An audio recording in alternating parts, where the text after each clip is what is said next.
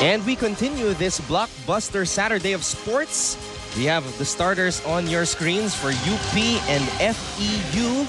UP with Paladse, Genido, Araneta, Cuevas, and Ramos, while FEU has Morada, Rojas, C. Vargas, Eulalio, and Basas. So we're done with the PCCL, volleyball naman, and then later on we have in our second game, Ateneo versus LaSalle, two unbeaten teams. LaSalle looking for its second victory, and they will try to stop Ateneo's two-game winning streak. And after that, of course, the Dream Cup featuring the Philippine Azcals and the LA Galaxy. But we start things off for volleyball here, featuring FEU and UP. Here we go. That's a back set there. FEU is off to a quick start there with, of course, as we expected, Majorie Rojas.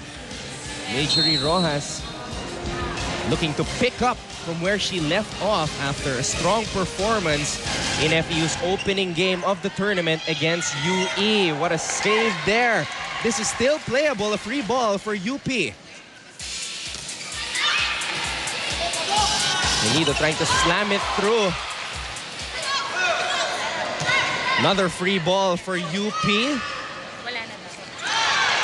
A joust at the top is won by Pauline Genido. And Palad's option is very clear at this point. A lot of the sets so early on in the game is being given to Genido.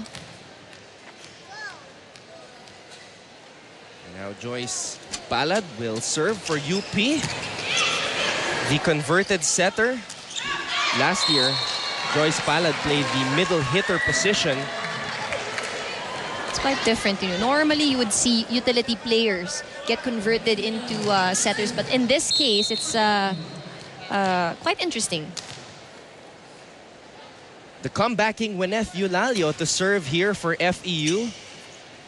Took a year off last year. Another joust at the top. Still playable for FEU. Vargas.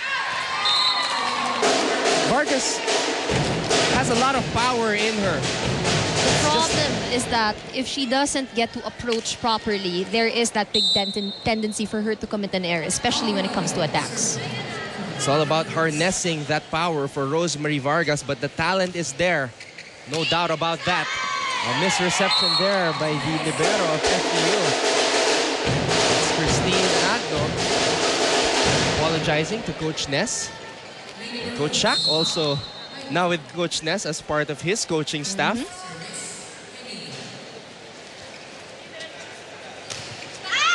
Genido with a good serve. Keeping it alive, Morada.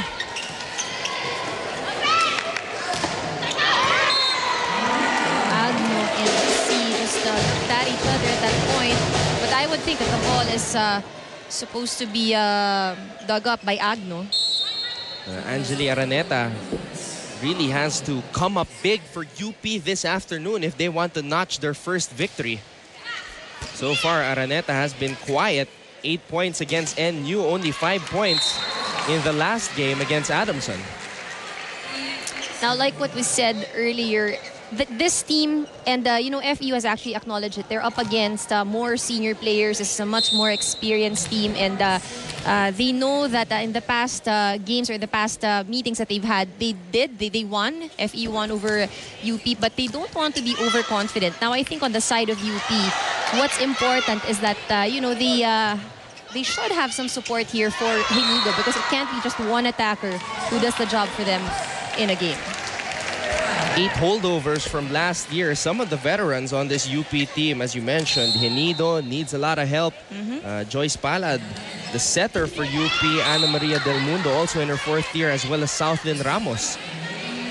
Let's get a courtside update right now on the side of FEU with Tiff Atendido. Thank you, Anton. You know, service reception is one of the things that Coach Ness emphasized to Lane and Tamaraws. He said that we cannot afford any service errors or lapses, because he said that in the last game against UE, nung Sunday, They had 6 service errors, which was why the Lady Warriors came close in the third set. This is something that Coach Ness is trying to avoid, especially for today. Now, up against UP, Coach said that they also practiced on their blocking and timing, especially with UP's bigger lineup. Hopeful for another win today, the FE Lady Tamaraws, who are mostly composed of sophomores, have nothing but respect for UP's veterans, but will definitely put on a good match for this afternoon. Anton and Ann. Thank you, Tiff. Truly, the composition of this FEU team is filled with rookies and sophomores. Only Morada and Eulalio much older than that. What a rally we're having here. UP versus FEU. Agno with a save. Giselle C pops it up. This is going to be a free ball for UP. Palad sets left. And that's going to be good right there. Jessa Las Marias able to get the point there. Let's get another courtside update, this time on the side of UP with Trishka Echeverry. In sports, when faced with consecutive losses, what usually helps players bounce back more than skill is really their attitude. And now, with that in mind, talking to Coach Jared Hubalda, I learned that the UP Lady Maroons are playing today refreshed and in high spirits. Practice yesterday ended on a high note with Coach Jared seeing intensity and hunger in his players. They're looking to have more control of today's game with good blocking, while to improve from last Wednesday's game, the Lady Maroons are also looking to have better service reception.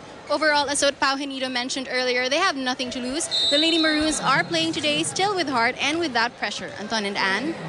Thank you very much, Trishka. One thing UP must do here in this ball game is not fall behind early. That's right. That's the best. So far, they're actually doing a good job. They're, keeping the score very close with FEU. We're tied at 6.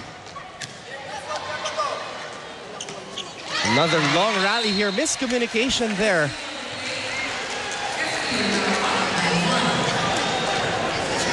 UP also had to deal with the loss of Princess Mayse,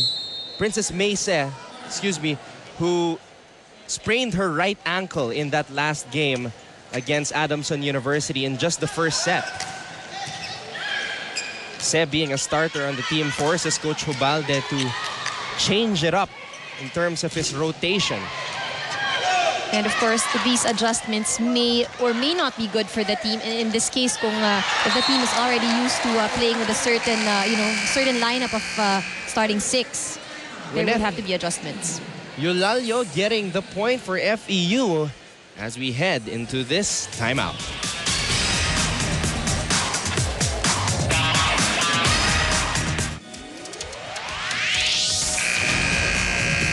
Let's take a look at this last sequence of events before we headed into that break.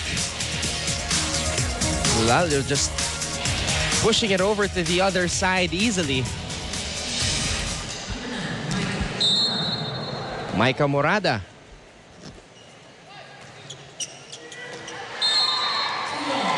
That one went out. Seemed like a good serve. Very surprising considering that Morada is one of the best servers in the UAAP Women's Tournament. It's nice to see Se back and okay playing this ball game against FEU. They're going to need her services. Basas. So far, Giselle C utilizing all of her attackers in the front row. You'll see that there is actually no pattern. She tries to distribute the sets very well. Tony Basas, also another sophomore for this FEU Lady Tamaraws squad. Very young team. Oh! Giselle C was already preparing to, set the ball. And just as Maria's just lucky there, but she'll take it.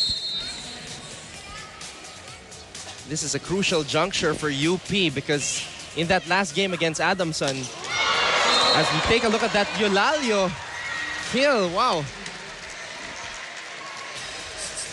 That was excellent timing. It was a great quick attack. What a way to come back this season when Eulalio took a year off last year. Also in the year prior to last year, season 72, it was Morada who took a year off to focus on her studies. It's nice to see some players come back also. and contribute for their squad. And the best thing about that is that even if they, took a rest for a year or so, you don't actually feel it when you see them on the floor. Not showing any signs of rust so far. Giselle C sets left. Vargas just pushing it to the other side, but that's a point for UP. And violation is called there on FEU. UP must stay close because they got stuck at 7 points in the first set against Adamson University after it was a neck-and-neck battle. Lady Falcons began pulling away. Free ball for UP. Palad. Ramos getting denied there. That play was well read by the blockers of FEU.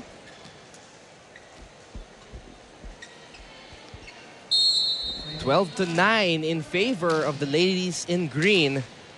Eulalio again to serve here for FEU. Oh, definitely a setting error there. Lifting called on Palad.